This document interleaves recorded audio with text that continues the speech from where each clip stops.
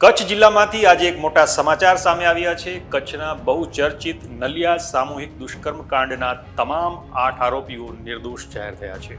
એ સમયના ભાજપના high profile નેતાઓની જેમાં સંડોવણી હતી એવા આ ચકચારી કેસમાં ભુજ સેશન્સ કોર્ટે મહત્વનો ચુકાદો આપ્યો છે। વિગતે વાત કરીએ આ વિડીયોમાં। નમસ્કાર, તમે જોઈ રહ્યા છો વાઇબ્સ ઓફ ઇન્ડિયા અને મારું નામ છે ઇમરાન।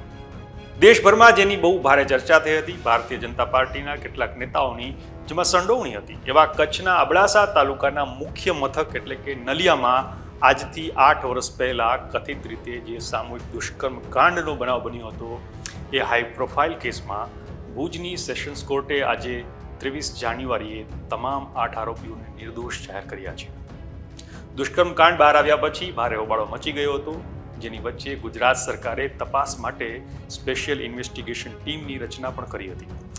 એ સિવાય ઝડપી ટ્રાયલ ચાલે એ માટે ખાસ સરકારી વકીલ પણ આ કેસમાં મૂકવામાં આવ્યા હતા।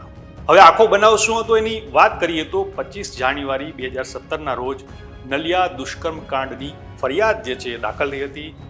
પીડિતાએ એની ફરિયાદ નોંધાવ્યા પછી ભારે રાજકીય હોબાળો થયો હતો।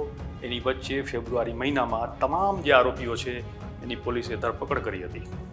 દુષ્કર્મ કાંડના કુલ 8 વગદાર તહોમતદારોને પોલીસે ફરિયાદ બાદ તાત્કાલિક પકડી લીધા હતા અને તેમાંથી જે લોકો ભારતીય જનતા પાર્ટી સાથે જોડાયેલા હતા તેને ભાજપે સસ્પેન્ડ પણ કર્યા હતા।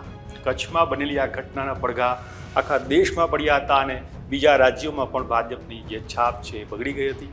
આ કેસ હાઈ પ્રોફાઇલ હોવાથી કોર્ટમાંથી આરોપીઓને જામીન મળતા નહોતા, પણ જે તે સમયે પીડિતાએ આપેલી જુબાની અને કેસના કેટલાક તથ્યોને ધ્યાને રાખીને એક પછી એક તમામ 8 આરોપીઓની આખરે કોર્ટે મુક્ત કર્યા હતા।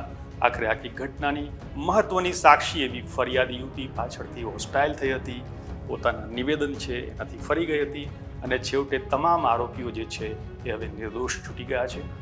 આ વિશે તમારું શું માનવું છે અમને કોમેન્ટ કરીને જરૂરથી જણાવજો। આપણે મળતા રહીશું વાઇબ્સ ઓફ ઇન્ડિયા પર।